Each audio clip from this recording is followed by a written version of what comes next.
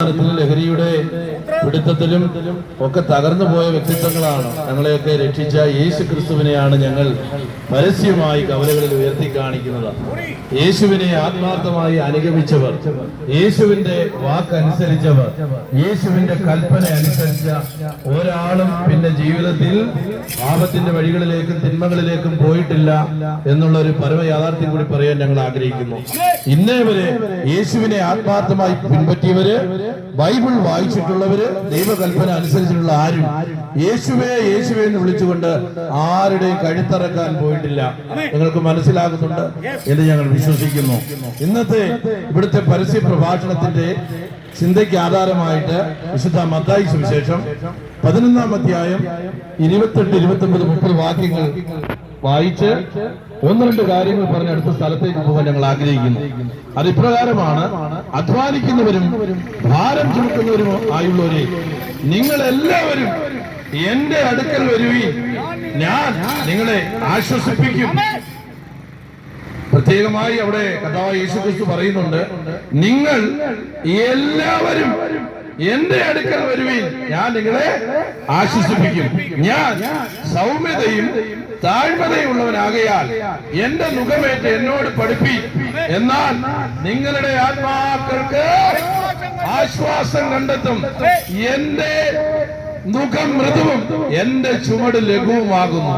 എന്നെ കേൾക്കുന്ന പ്രിയപ്പെട്ടവരെ, ഇവിടെ കർത്താവായ യേശുക്രിസ്തു പറഞ്ഞ അധ്വാനം എന്ന് പറയുന്നത് ഒരു മനുഷ്യൻ ഭൗതിക ആവശ്യങ്ങൾക്ക് വേണ്ടി, ശരീരത്തിന്റെ സംരക്ഷണത്തിന് വേണ്ടി, കുടുംബത്തിന്റെ നിത്യവൃത്തിക്ക് വേണ്ടി അധ്വാനിക്കുന്ന ശാരീരിക അധ്വാനത്തെ അല്ല കർത്താവ് പറയുന്നത്. ഒത്തിരി ഭാരങ്ങള് നമ്മുടെ ജീവിതത്തിലുണ്ട്.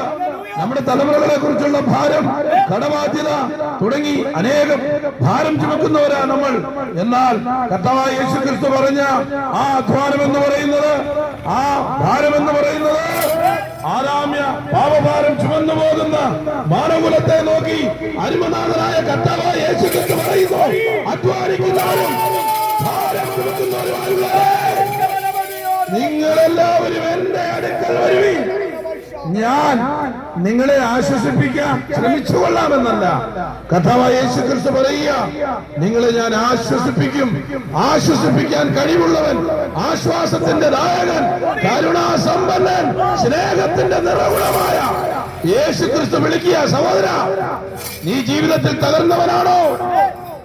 മതത്തിന്റെ ചട്ടക്കൂടുകളും മാമൂലുകളും മതത്തിന്റെ കർമ്മമാർഗങ്ങളിലൂടെ ജീവിതത്തിൽ യാത്ര ചെയ്തിട്ട് ആശ്വാസം കണ്ടെത്താത്ത സഹോദര, ജീവിതത്തിൽ പാപഭാരം ഏറിക്കൊണ്ടു പോകുന്ന സഹോദര, നീ ലോകത്തിൽ പല സ്ഥലങ്ങളിൽ പലവട്ടം പോയി പോക്കറ്റിലിരുന്ന പൈസ ചെലവാക്കി കർമ്മകാണ്ഡങ്ങളിലൂടെ സഞ്ചരിച്ച് തീർത്ഥാടന യാത്രയുടെ പരമ്പര നടത്തിയിട്ട് നിനക്ക് ആശ്വാസം കിട്ടിയില്ലെങ്കിൽ ഇതാ അരുമനാഥനായ യേശുക്രിസ്തു പറയുന്നു, നീ എന്റെ അടുത്ത് വാ സഹോദര, ഉടപ്പിറപ്പേ, എനിക്ക് നിന്നെ ആശ്വസിപ്പിക്കാൻ കഴിയും. അതല്ല, ഞാൻ നിന്നെ ആശ്വസിപ്പിക്കും. സർവമതത്വങ്ങളും ഒരുപോലെ വിളിച്ചു പറയുന്നു, മനുഷ്യൻ ഭാവിയാണ്, മനുഷ്യൻ ഭാവിയാണ്, മനുഷ്യൻ ഭാവിയാണ്.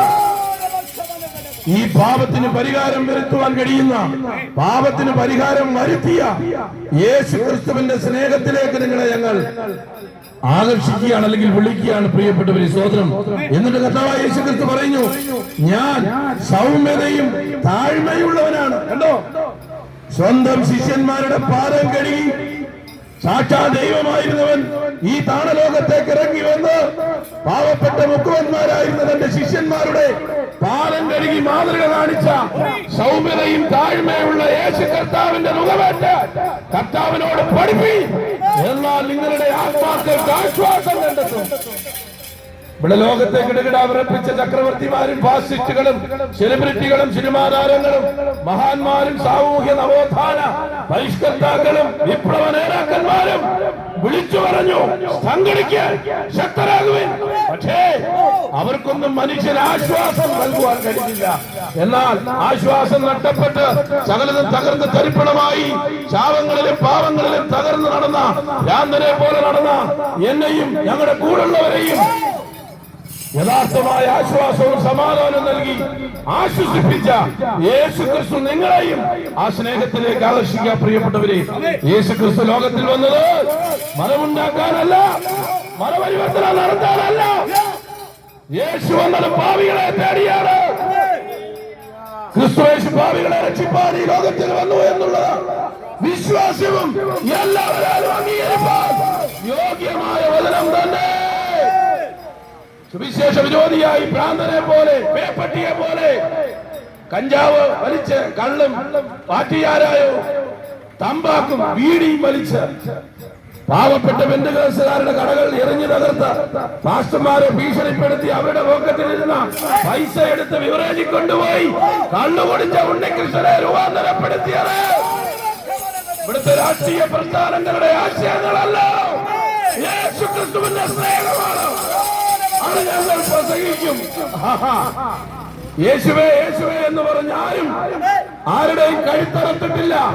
ഇവിടെ പലരുടെ പേരും പറഞ്ഞുകൊണ്ട്, മതത്തിന്റെ പേരും പറഞ്ഞുകൊണ്ട് പാവപ്പെട്ടവന്റെ കഴുത്തറക്കുന്നു. പാവപ്പെട്ട സ്ത്രീകളുടെ ഗർഭിണികളുടെ ഉദരത്തിൽ ചൂലം കുത്തിയിറക്കുന്നു. യേശുവേ യേശുവേ എന്ന് പറഞ്ഞുകൊണ്ട് ഞങ്ങളുടെ പ്രിയപ്പെട്ടവർ തെരുവുകളിൽ കലാപം ഉണ്ടാക്കുന്നില്ല. കാരണം ഞങ്ങളുടെ ഗുരുനാഥൻ ഞങ്ങൾ പഠിപ്പിച്ചത് എന്താണെന്നറിയാമോ? ശത്രുക്കളെ സ്നേഹിക്കാനാ പഠിപ്പിച്ചത്. ശത്രുക്കളെ ദോഷികളായി കാണാനല്ല. സ്നേഹം കൊണ്ട് ലോകത്തെ കീഴടക്കിയ അരുമനാഥനാണ് പറഞ്ഞത്, ശത്രുക്കളെ സ്നേഹിപ്പീൻ, നിങ്ങളെ ശപിക്കുന്നവർക്ക് വേണ്ടി നിങ്ങൾ അനുഗ്രഹിപ്പീൻ. നന്മ കൊണ്ട് തിന്മയെ ജയിക്കാൻ പഠിപ്പിച്ചു. വാളെടുക്കുന്നവൻ വാളാൽ നശിക്കുമെന്ന് പഠിപ്പിച്ച സ്നേഹത്തിന്റെ മൂർത്തിഭാവമാണ് ഞങ്ങളുടെ കർത്താവ്. ആ കർത്താവ് ഞങ്ങളെ സ്നേഹിച്ചതുകൊണ്ട് ഞങ്ങളുടെ ദുഷ്ട സ്വഭാവങ്ങളിൽ നിന്നും ക്രൂരതകളിൽ നിന്നൊക്കെ ഞങ്ങളെ പിടിപ്പിച്ച്, മദ്യപാനത്തിൽ നിന്നും തകർച്ചയിൽ നിന്നും ശാപങ്ങളിൽ നിന്നും ഞങ്ങളെ കാൽവരി ക്രൂശിൽ ചൊരിഞ്ഞ തിരുരക്തത്താൽ ഞങ്ങളുടെ പാപക്കറകളെ കഴുകി ഞങ്ങളെ ശുദ്ധീകരിച്ച് നിത്യജീവന്റെ വക്താക്കളും ഓഹരിക്കാരാക്കി ഞങ്ങളെ മാറ്റി. പ്രിയപ്പെട്ടവരെ, യേശുവിനെ പിൻപറ്റിയാൽ നിങ്ങൾക്ക് ആരെയും ദ്രോഹിക്കാൻ കഴിയത്തില്ല, ആരെയും കൊല്ലാൻ കഴിയത്തില്ല, കുത്തന ചെയ്യാൻ നിങ്ങൾക്ക് കഴിയത്തില്ല.